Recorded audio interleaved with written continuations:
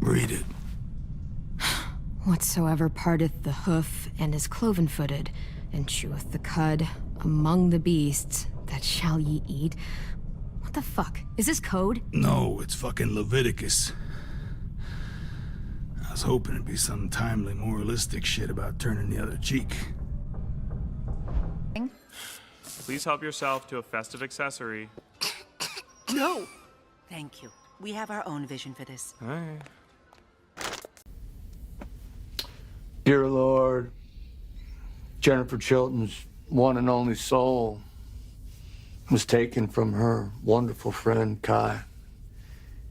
Dear Lord, Jennifer Rejoice in the Lord, our one and only. Almighty, let us sing. Step back, I think I'm gonna vomit!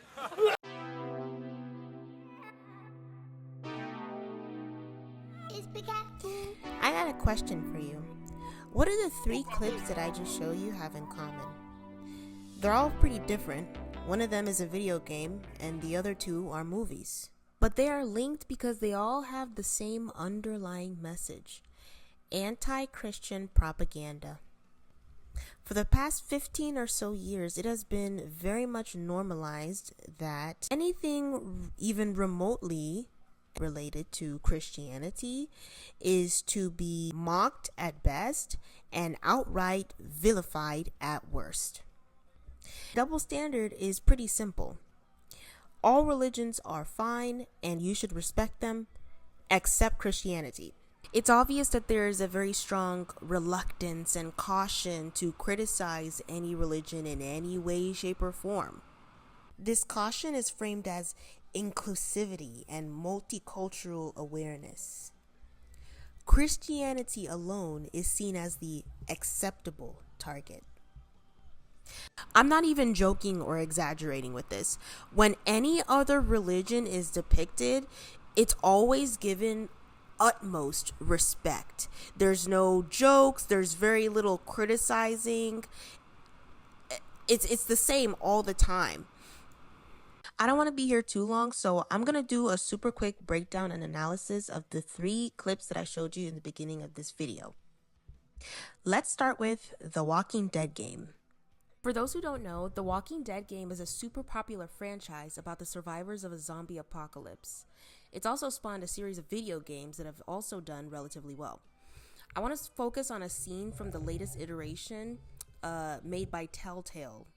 So Clementine, the main character, is interrogating an adult named Abel. The series takes place primarily in the southern part of the US, so everyone kind of talks with a somewhat vague southern accent, but Abel is kind of depicted as somewhat of a stereotypical uneducated hillbilly. His accent is way heavier than everyone else's.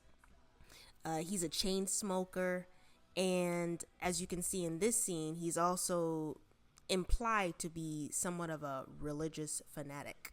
Because it's not enough for Abel to just be a very dangerous and formidable foe to the kids.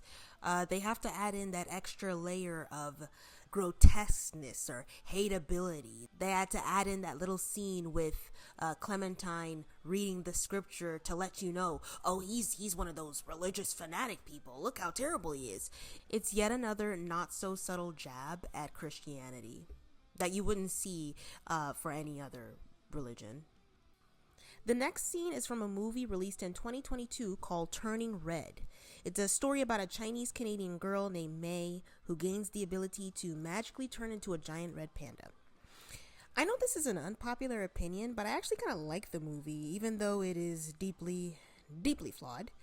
However, this one scene, which is actually a deleted scene from the movie, always kind of rubbed me the wrong way. The movie makes it very clear that May and her family are traditional Chinese Buddhists. It's actually a part of the plot, and that's totally fine, but in this movie that has a plot that is based around Buddhism, for some strange reason, once again, Hollyweird just cannot seem to resist the urge to take jabs at Christians. As per usual in pop culture, the entire holiday of Christmas is reduced down to a stale, corny, completely commercialized farce. But it doesn't just stop there. When the store owner puts a Christmas hat on Maylin's head, her mother gawks at it in disgust and immediately removes it off of her head. She then proceeds to completely rid the set of any Christmas or Christian-related iconography and replace it with traditional Buddhist items. Now, some people might argue that there's nothing wrong with what Ming did, and she was just being proud of her culture. And that may be true, but I really want us to pause for a moment and imagine this scene in reverse. Imagine an American family that has moved to China. They want to take a photo at a Chinese market, and the photo set is full of Chinese and Buddhist imagery. After gawking in disgust, the American parents completely strip the set of anything even remotely resembling Chinese or Buddhist culture and proceed to replace it with crosses and American flags, and then they take their picture. Be honest, do you think a scene like that would have even been made? And I know people are going to say, well, it doesn't count because it's a deleted scene, but it was still created though, and part of it was still left in the movie. The implication is obvious and clear. It's okay for people who follow different religions to show disdain and disregard for Christianity, but if Christians were to ever do the same, we would be disrespectful bigots. Let's move on to the next scene. The last clip we're looking at is, in my opinion, definitely the worst. This is a clip from the 2025 sci-fi black comedy Mickey 17. Mickey 17 was one of the biggest box office flops in 2025. The film cost $118 million to make and only made $53 million globally. This is the result of a multitude of problems, many of which have to do with the film's forced, obnoxious, far-left propaganda and ideology, but that's just my opinion and that's a story for another time. Anyways, the main villain of the movie, played by professional crybaby Mark Ruffalo, is an embarrassingly obvious caricature of Donald Trump. In the previous two clips, the jabs at Christians and Christianity were somewhat subtle for the most part, but this movie is possibly one of the most blatant and egregious examples I've ever seen. They pretty much all but outright state that part of the reason the villain is so evil is because he and his followers, who, you're not going to believe this, are not so subtle stand-ins for Trump supporters. And the reason why they're evil is that they're Christians. It pretty blatantly implies that. In the movie, Christianity is depicted as an inherently bad religion that turns its followers into bigots.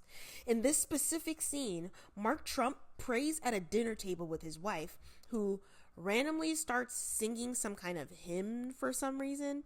And then to make the scene even more strange and ridiculous, their butler joins in, leaving the two main characters confused and awkward. Oh my god, you guys, look at how stupid and weird the Christians are. They're singing and praying. Ew, so funny, right? You know what's really funny? It's funny how you would never see a scene like this mocking Muslims or Islam. Imagine if this evil villain in the movie was portrayed as a Muslim and there was a scene with him and his wife praying in a mosque and the two main characters were looking at them like they're weird or creepy for doing that. This scene is honestly so gross to me because it's really the most obvious example of Hollywood's hatred for Christians and Christianity in general. Like, why is it okay to say and do these things, but only against Christians? You would never see a scene like this shot in a mosque mocking Muslims, so why is it okay for Christians? Like, I have no problem with dark comedy at all. I like dark comedy. My thing is, if you're gonna make fun of one group or one bunch of people or whatever, then you gotta make fun of everybody. Everybody gets hit. Like, it's equal that way, right? That's what this is all about. Equality. But the thing is, in this so-called hyper PC culture, which is really just radical far left ideology, it's obvious that there are certain groups and people who are entitled to special privileges, and then there's certain other groups and people who are not. Anyways, that's the end of my video. What do you think about this topic? Do you agree with some of the points that I made? Do you disagree? Are you kind of in the middle? Let me know in the comments, and thanks for watching.